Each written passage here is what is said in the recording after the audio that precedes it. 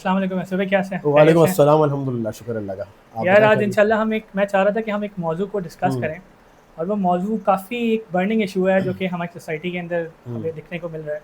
और वो है जो अभी आपने देखा होगा कि एक बच्ची मुंतहा है जिसका अभी हालिया दिनों एक रेप किया बिल्कुल बिल्कुल। दुकानदार ने और फिर उसको कत्ल भी कर दिया। और हम्म फिर इससे पहले भी ज़ैनब कत्ल केस आप देख चुके हैं। इस तरह के और भी केसेस अभी रिसेंटली लाहौर में भी एक केस मैंने सुना कि 3 साल बच्ची के साथ ऐसा हुआ। तो असल में ये केसेस काफ़ी हम्म बढ़ रहे हैं, इसकी वजह क्या है? आपको क्या लगता है कि यार ये क्यों अचानक ये मामला हो रहा है? मेरी खुद की 6 साला बेटी है, मुझे तो बाहर भेजते हुए उसको डर मुझे लगता है कि यार पता नहीं खुदा ना खास्ता कि यार पता नहीं शायद भेड़िए घूम रहे हैं सड़कों पे। तो ये आखिर ये मसला क्या है? या ये अचानक ही हम्म मुझे लग रहा है कि यार पै दर पे ये मामलात आ रहे हैं, यानी क्या वजह है? हम्म। असल में मेरा नहीं ख्याल कि ये अचानक से हो रहा है, ये वक्तन फ़वक्तन चीज़ें सामने आती रहती हैं। लेकिन जो माशरे का हाल चल रहा है ना, मतलब कभी कोई बैड न्यूज़ है, कभी कोई बैड न्यूज़ है। ठीक है, तो अब जैसा आपने बताया कि आपकी बेटी है, मेरी भी बेटी है, तो हमारे सामने ज़्यादा चीज़ें वाज़ेह हो रही होती हैं, क्योंकि हमारी बेटी जैसे जैसे बड़ी हो रही है ना, तो और टेंशन हो रही है कि यार खुदा ना खास्ता, अल्लाह ना करे, अल्लाह हिफाजत में रखे कि यार इनके साथ हम मतलब इनकी हिफाजत कैसे करेंगे। और बिल्कुल बात सही है कि बंदा सोचते हुए भी घबराता है कि यार बाहर अगर भेजना है तो कैसे भेजना है, और बच्चों को बिल्कुल घर बैठा के भी नहीं रख सकते कि स्ट्रीट स्मार्टनेस भी ख़त्म हो जाएगी। तो यार मसला तो नो डाउट है, तो मुझे लगता है कि ये हो रहा होता था, पहले भी होता था, अब सोशल मीडिया की वजह से शायद ज़्यादा सामने आ जाता है। तो है तो बर्निंग इशू, तो इस पे यस बहुत नहीं तो सारे क्या आप हाँ। कह रहे हैं कि पहले भी होता था, तो क्या ये इतना इतना यार लोगों हम्म, के अंदर हवस थी मतलब हम्म। या ये सोशल मीडिया की वजह से या कोई और इसके महरक़ात हैं जिसकी वजह से ये हवस अच्छा, आपको ज़्यादा दिख रही है? देखिए मेरे हिसाब से तो एक तो हमारे पास डाटा ऐसा कुछ नहीं है कि पहले तो डाटा रिकॉर्ड ही नहीं होता था कि पहले क्या हिसाब किताब था, अब क्या हिसाब किताब था। अलबत्ता ये एक चीज़ तो मुझे समझ में आती है कि जो जितना सोशल मीडिया आम हुआ है ना, और ईज़ी एक्सेस है, कोई भी कभी भी कुछ भी देख सकता है, ठीक है ना? हुँ। चाहे आप कोई फ़हश वीडियोज़ देख लें, फ़हश फ़िल्में देख लें, बल्कि उन फ़िल्मों को भी छोड़ें, आप नॉर्मल वीडियोज़ ही देख लें ना, तो क्या आपको लगता है कि आप अपने न्यूज़ चैनल देखते हैं तो आपको बहुत एक इस्लामी पर्सनैलिटी वाली ख़वातीन मिलती हैं? या आपको ऑफ़िसेज़ के अंदर या आम बाज़ारों में, रेस्टोरेंट में घूमते हुए। तो ये सोशल मीडिया ने इस चीज़ को मेरे ख्याल से बढ़ाया तो बहुत है, ठीक है? और मेरे ख्याल से भी ना इसको भी डायग्नोज़ करने की ज़रूरत है। वो एक बड़ी अच्छी किताब है, गुड स्ट्रैटेजी और बैड स्ट्रैटेजी। उसमें वो ऑथर स्ट्रैटेजी का माहिर है, वो ये कहता है कि यार अगर आपने किसी मसले को हल करना है ना, तो स्ट्रैटेजी बनानी है। लेकिन स्ट्रैटेजी बनाने के लिए ज़रूरी है कि पहले मसले को डायग्नोज़ तो करो, मसला क्या है? तो मेरे ख्याल में मसला डायग्नोज़ करना बहुत ज़रूरी है।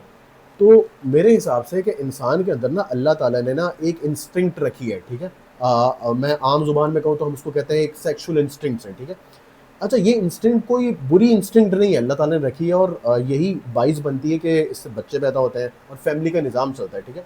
तो अब लेकिन इस इंस्टिंक्ट को अगर आप गलत तरीके से इस्तेमाल करेंगे, ठीक है? इंस्टिंक्ट तो मौजूद है, लेकिन अगर वो इंस्टिंक्ट अगर सैटिस्फाई नहीं होगी आपको उन हलाल तरीकों से जो अल्लाह ताला ने बताए हैं, तो फिर इंसान इधर-उधर घूमता है, इधर-उधर मुँह मारता है, और ये चीज़ फिर उसको ट्रिगर करती है गलत जगहों पर, ठीक है? लेकिन एक हुँ, बात है ना कि दूसरी तरफ भी अगर आप देखें औरत मार्च वालों को, हुँ, वो क्या कहते हैं कि यार ये मसला इसलिए आ रहा है क्योंकि हुँ, आप सेक्स एजुकेशन नहीं देते हो ना। हुँ, आप लोगों में आगाही नहीं फैलाते हो, हुँ, आप लोगों को कंज़र्वेटिव बनाते हो, जिसकी हुँ, वजह से असल में ये जो हवस है ना, वो इंसान इस तरीके से उतारता है। हाँ, तो क्या ये भी मसला है? यानी एक एक क्योंकि उनका एक पर्सपेक्टिव है, एक वर्ल्ड व्यू है। उस वर्ल्ड व्यू के अंदर ये है कि यार एक बच्चे को ना माँ-बाप बिठा के कुछ सेक्स एजुकेशन दें। हुँ, सही है, इस्लाम का एक अलग वर्ल्ड व्यू होगा। ठीक है, सही बात है। सही है, तो वो कहते हैं कि एक्चुअली ये इस वजह से मसला है कि यार बच्चे को हाँ, बैड टच, गुड टच नहीं बताया हुँ, जाता। हुँ, बच्चे को ये नहीं बताया जाता भाई किसके साथ कितना डिस्टेंस मेंटेन करना चाहिए। हुँ, चूँकि हमारे एजुकेशन सिस्टम में वो सेक्स एजुकेशन नहीं दी जाती, हुँ, जिसकी वजह से वो नॉलेज नहीं है और नॉलेज नहीं है तो फिर बच्चा हुँ। इन जैसे जो भेड़िए हैं, उनकी हवस का शिकार हो जाता है। अच्छा, अच्छा, मेरे ख़्याल में यहाँ पे थोड़ा फ़र्क करना चाहिए। एक तो बच्चे को समझाओ कि गुड टच और बैड टच कहिए तो अलग डिस्कशन इस पे भी आते हैं। लेकिन इस गुड टच और बैड टच की डिस्कशन जो करने वाला है ना, वो जो भेड़िया है मौजूद माशरे के अंदर, उसको इस एजुकेशन से कोई फ़ायदा नहीं हो रहा, बल्कि उसके सामने तो ये बात और वाज़ेह होकर आ रही है। ठीक है? यानी आप बात करते हैं ना, हम बच्चों को कहते हैं बच्चों ऊपर छत पे नहीं जाना या सॉकेट में हाथ नहीं देना। तो एक बच्चा जो समझता नहीं है, वो क्यूरियस हो जाता है कि यार सॉकेट में हाथ नहीं देना, पता नहीं सॉकेट में हाथ देने से क्या हुआ? बिल्कुल सही है। तो इसका मतलब उसके सामने ये चीज़ आ गई कि सॉकेट भी कोई चीज़ होता है, ठीक है ना? तो इसके ऊपर भी बहुत सारी रिसर्चेज़ हैं कि हमें ना हमेशा ये बताना चाहिए कि भाई क्या काम नहीं करना, ठीक है? बजाय जब हम इस तरह बताते हैं ना कि क्या काम नहीं करना, तो इससे क्या होता है कि वो काम सामने आ जाता है इंसान के ज़हन के। जब वो सामने आ जाता है तो फिर क्या होता है कि वो उसको ज़्यादा ट्रिगर करता है, उसको कहते हैं रिसेंसी इफ़ेक्ट। कि अभी रिसेंटली मैं जो बात देख कर आ रहा हूँ ना, वो मेरे दिमाग के सामने रहेगी, उस हिसाब से मैं सोच रहा हूँ। तो मेरे ख्याल में हम अब माशरे के अंदर भी देखें ना, तो टीवी पे फहश निज़ाम जो इतना चल रहा है सारा हिसाब किताब, और फिल्में, और आप देखें ना कि इंटरनेट पे आप कोई भी चीज़ देख सकते हैं और कोई रोक टोक नहीं है, ठीक है ना। तो जब ये चीज़ें इंसान के बार बार सामने आती हैं तो ये रीसेंसी इफेक्ट बनता है और दिमाग में वही चीज़ घूम रही होती है। फिर एक इंस्टिंक्ट भी अल्लाह ताला ने आपके रखी हुई है, और वो इंस्टिंक्ट पूरा करने के कोई मौके भी नहीं है। फिर मेरे ख्याल से ये भी कहा जा सही सकता है है। ना कि ये जो आर्ग्यूमेंट देते हैं कि सेक्स हम्म, एजुकेशन दो, हम्म, तो वेस्ट के अंदर जो सेक्स एजुकेशन है वहाँ क्या हाल हो सही रहा है, वहाँ भी है सही पेडोफिलियाज बात है, है। हाँ, सही है, वहाँ पे भी आपको वो क्या नाम है उसका अभी जिस बंदे के केसेस निकले हैं जो कि बच्चों के साथ ज्यादती करते थे, जी जी जी, वो जिस पर डोनाल्ड ट्रम्प वगैरह सारे डोनाल्ड ट्रम्प, ये आए, तमाम हाँ ये हाँ यानी उस गंगा में सबने हाथ धोए हुए हैं। एप्स्टीन फाइल की जो एप्स्टीन बात हो फाइल्स, रही है, हाँ अब एप्स्टीन एग्जैक्टली, फाइल में कौन लोग हैं, यानी वहाँ तो सेक्स अंग्रेज, एजुकेशन भी दी हुई है, वहाँ तो good touch bad touch her किसी को चीज़ें बताई हुई है, लेकिन हम्म, मसला हल नहीं हो रहा। बिल्कुल ऐसे ही फिर है। अभी आपने एक बात की, उस बुक की आपने मिसाल दी, उसने कहा कि आपने बात कह रहे हैं कि एक्चुअल रूट कॉज को समझना हाँ, जरूरी है। Root cause. तो क्या समझते हैं कि रूट कॉज क्या है? अच्छा यार, मेरे हिसाब से ना रूट कॉज क्या लगती है कि देखें, एक इंसान में, जैसे मैंने शुरू में बात की कि इंस्टिंक्ट है, ठीक है ना। अब इस इंस्टिंक्ट को पूरा करने के ना अल्लाह ताला ने मौके रखे। अल्लाह ताला ने कहा भाई निकाह करो, निकाह को आसान बनाया, ठीक है ना। लेकिन यहाँ पर अब हमारा जो माशरा है, जो सेकुलर माशरा है, बदकिस्मती से इस्लाम के तो कोई दीन की तो कोई तालीम है ही नहीं ना। सही है, वो कुरान पढ़ना सिखा दिया, वो भी क्या हमने इंडिविजुअल तौर पर कर लिया।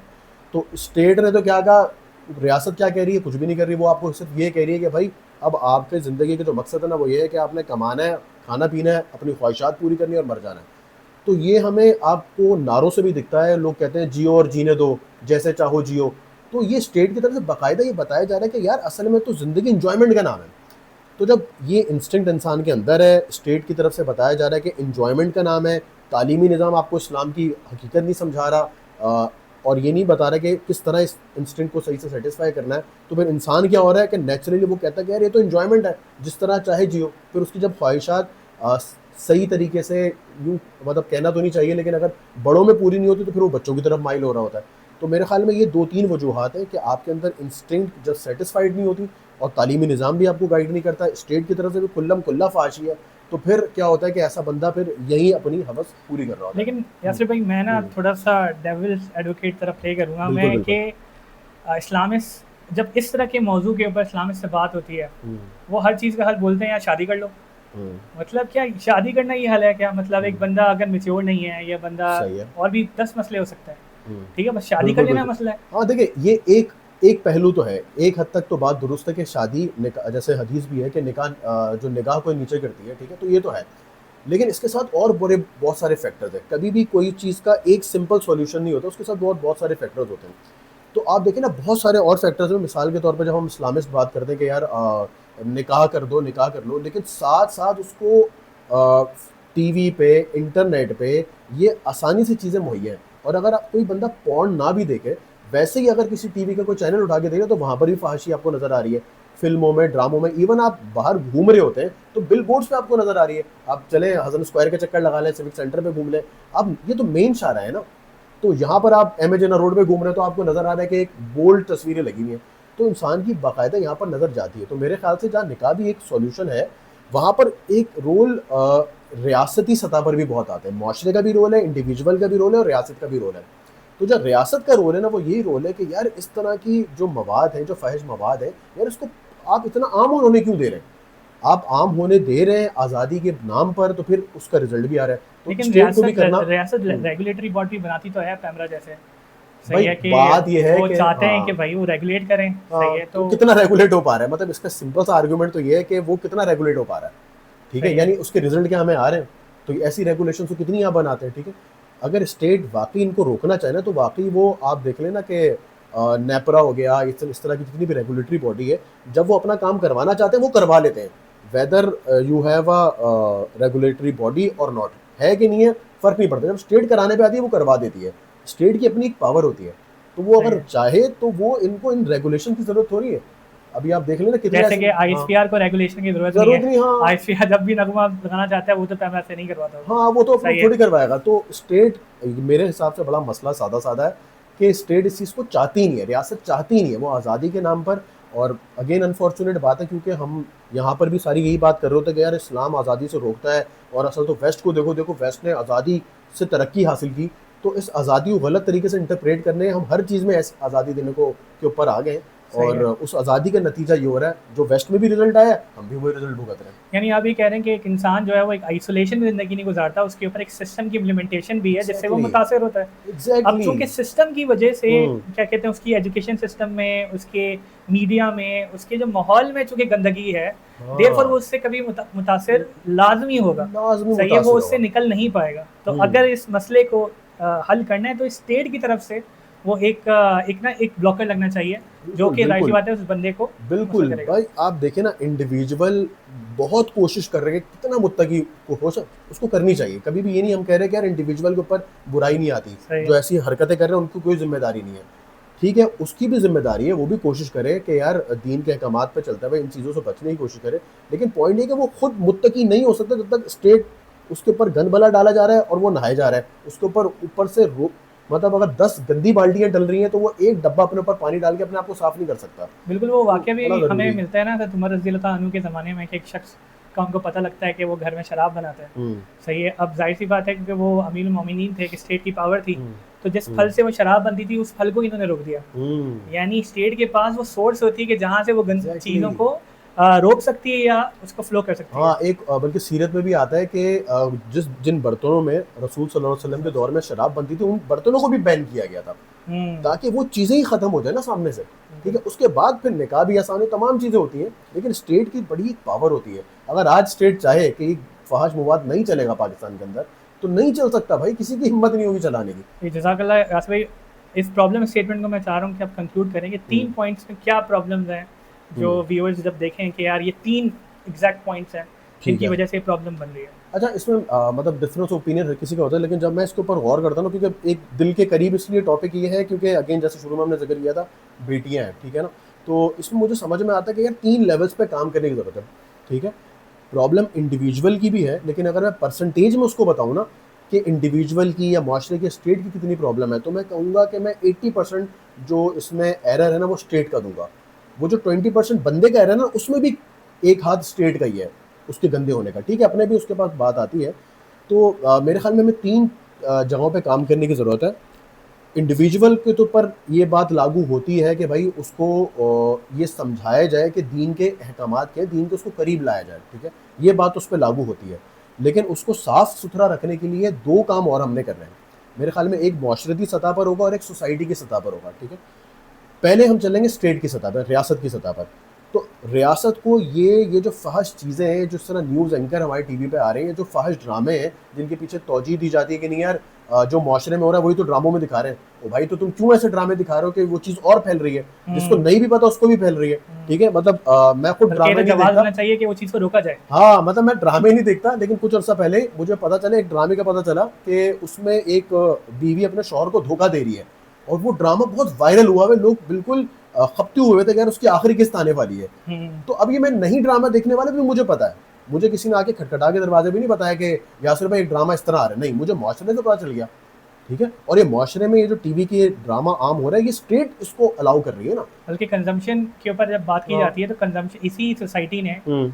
जहाँ शायद वो वाला ड्रामा कंज़्यूम किया होगा, इसी सोसाइटी ने उर्तुगुल को भी पोर्टुगल भी किया है, कंज़्यूम किया है। एग्जैक्टली तो अगर एग्जैक्टली। आप अच्छा कंटेंट देंगे वो कंज़्यूम करेगी, वो क्योंकि उनके कंज्यूम पास वो करेगी। राइट थोड़ी है कि भाई फलाँ ड्रामा आएगा, फलाँ नहीं बिल्कुल आएगा। बिल्कुल ये तो बिल्कुल बिल्कुल। रियासत के पास अथॉरिटी है कि वो किस ड्रामे को एग्जैक्टली, लेकर लेकिन आएगी। देखिए ये रियासत के ऊपर तो है, लेकिन रियासत भी कब करेगी जब रियासत का अपना विजन तो क्लियर हो। हुँ, मतलब वो नारे जब ये लगा रही है कि हम सेक्युलर रियासत हैं, ठीक है, तो फिर तो सेक्युलर रियासत के यही फ्रूट्स हैं।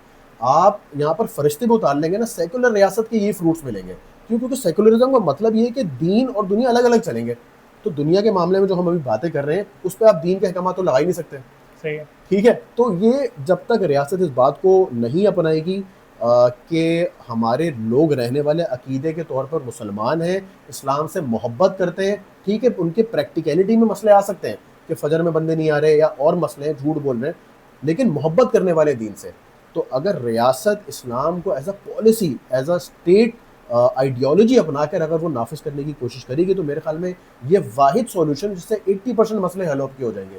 क्योंकि सही है। स्टेट इस्लाम नाफिज कर रही है, लोग इस्लाम चाह रहे हैं, और जब ये दोनों चीज़ें मिल रही हैं, और इस्लाम नाफिज करने का यही मकसद है कि ये फ़ाहिश चीज़ें नहीं चल रही, ये ड्रामे ऐसे नहीं चल रहे, तो जब इस्लामिक कंटेंट आ रहा है स्टेट की तरफ से भी, तो इंडिविजुअल को भी ये मौका मिलेगा कि वो अच्छी तरह अपनी तरबियत भी कर ये सके। जज़ाकल्लाह, मैं इस्लाम वाले सोल्यूशन पे जाता हूँ, लेकिन उससे पहले ना एक हम्म, करंट सिस्टम में भी मैं बात करना चाहूँगा कि वो हम्म, क्या मैकेनिज़्म है हम्म, कि अगर कोई बंदा कन्विक्ट होता है इस तरह के कभी अमल पे, हम्म, तो उसको क्या, यानी जो मौजूदा अदालती निज़ाम है या मौजूदा इंसाफ पर जो निज़ाम है, अगर तो वो इंसाफ मुहैया करता है, हम्म, तो वो ऐसे बंदे को किस तरीके से ट्रीट करेगा, ठीक है? हम्म। या उस बंदे के लिए क्या ऐसी सज़ाएँ हैं कि भाई दूसरा उससे इबरत पकड़े? तो मौजूदा बिल्कुल, निज़ाम में इसको मतलब कैसे देखेगा? ये तो ज़बरदस्त है ना इस्लाम की जो हुदूद है ना, तो वाक़ई अगर कोई एक हद, वैसे तो हदीस भी है कि अगर एक हद नाफ़िज़ कर दी जाए तो उससे बरकत इतनी होगी जो शायद 30 साल की बारिश से भी बेहतर है। ज़्यादा हो, ठीक है ना? तो एक तो बरकत का पहलू है। दूसरा, अब इंसानी सतह पे भी देखें ना, जब मैं खुदा न ख़ास्ता अगर आप चलते-फिरते कहीं जा रहे हो, कोई एक्सीडेंट देख लें आप बाइक का, ठीक है? तो आप कम से कम अगले आधे घंटे के लिए बाइक एहतियात से चलाते हैं कि यार ये अभी भी मैं देख कर आया हूँ। फिर आप भूल भी जाते हैं, ठीक है? ये पहलू होता है बिल्कुल। अब देखिए इस्लाम ने हद मुकर्रर कर दी है कि भाई जो इस तरह का अगर वो शादीशुदा है, संसार कर दिया जाएगा, ठीक है? तो लेट्स सपोज एक एग्जांपल के तौर पे लेते हैं कि शादीशुदा शख्स ने ऐसा हरकत कर दी, ठीक है? और गलबा उसको हुआ और उसने ये काम कर दिया, तो उसको तो फिर आपने संसार करना है ना, पत्थरों से मार के, ठीक है? और आपने एक हद नाफिज कर ली, और ये क्या करना है, पब्लिकली करना है। क्योंकि सूरह नूर अगर आप पढ़ें तो उसमें अल्लाह ताला ने तो ये भी बताया कि ये पब्लिकली भी होना चाहिए, और साथ साथ अल्लाह ने बता दी कि ये जब हो रहा हो तो तुम्हारे दिल में कुछ नरमी नहीं आनी चाहिए, ठीक है? तो एक ये हद मेरे ख्याल से आप नाफिज कर दें इस्लाम की हुदूद, लेकिन हद तब नाफिज करनी है जब ये जो सारे पहलू हैं स्टेट की तरफ से जो हमने शुरू में बात की वो सारे हो रहे हो, ठीक है? मतलब वो भी हो रहे हो और ये भी हो रहे हो। ये ऐसा कोई नहीं कि पहले 1 फिर 2, नहीं। अल्लाह ताला के अहकामात तो आपने पहले दिन से नाफिज करने हैं, तो हुदूद भी पहले दिन से नाफिज होंगी। लेकिन पॉइंट ये है कि आपने ये साथ साथ पैरेलल काम करने, तरबियत भी हो रही है, फिर कोई ऐसी हरकत कर रहा है तो हुदूद भी नाफिज हो रही है, ताकि सबके लिए एक दफ़ा के लिए इबरत हो जाए। फिर जज़ाकल्लाह खैर, यानी हम जो अगर समराइज़ जी कर रहे जी। हैं अपनी डिस्कशन को कि ये जो मसला बन रहा है वो इसलिए बन रहा है क्योंकि रियासत ने जो अकीदा अडॉप्ट किया हुआ है वो एक सेक्युलर बुनियादों के ऊपर है, इस्लाम की एग्जैक्टली बुनियाद पे नहीं है। यार, ये इतना मतलब गहरा पॉइंट है ना ये। इससे अगर आप मेरे लिस्ट करें ना कि यार ये 20 मसले हैं आज पाकिस्तान के, ठीक है? हर मसले को अगर आप सोचे बैठ के ठंडे दिमाग से, तो आपको पता चलेगा ये इसकी जड़ जो है ना यहीं जा रही है, कि लोगों के अकायद कुछ हैं और उसके ऊपर नाफिज कुछ हो रहा है। और जहां वेस्ट में ये अकायद भी है कि सेकुलरिज्म, आज़ादी वगैरह, वो भी परेशान आ गए यार। और उस मतलब वहाँ स्टेट्स मुंह बोलता सबूत है कि वो भी परेशान है। तो मसला बिल्कुल यही है। और सिर्फ ये एक मसले के नहीं, जितने भी आप मसले पाकिस्तान के देखें उसकी जड़ यहीं तक जाती है। सही है। तो एक तो ये बात हो बिल्कुल गई। ऐसे ही है। दूसरा ये कि इस तरह के मामलात हैं तो रियासत असल में ज़िम्मेदार है उस बिल्कुल शख्स के साथ एग्जैक्टली। साथ, यानी यस, जितनी बड़ा वो शख्स मुजरिम है, रियासत भी मुजरिम है कि उसने 100%। इंसाफ मुहैया नहीं किया। अग्रीड जबकि अग्रीड। इस्लामी निज़ाम के अंदर इंसाफ मुहैया करना खलीफा के ऊपर फ़र्ज़ है, प्रायोरिटी है वो भाई, तो प्रायोरिटी। फ़र्ज़ियत में से एक फ़र्ज़ियत है। एग्जैक्टली।